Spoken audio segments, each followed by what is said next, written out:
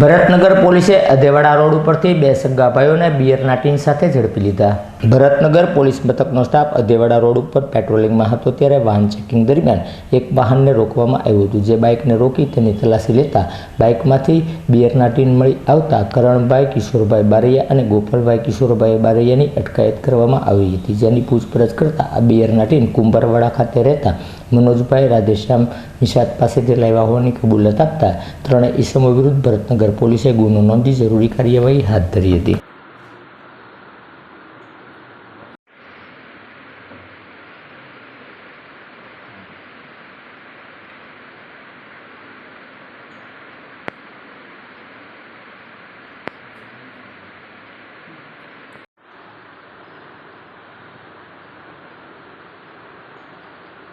હવે મને ઉપર દો છે।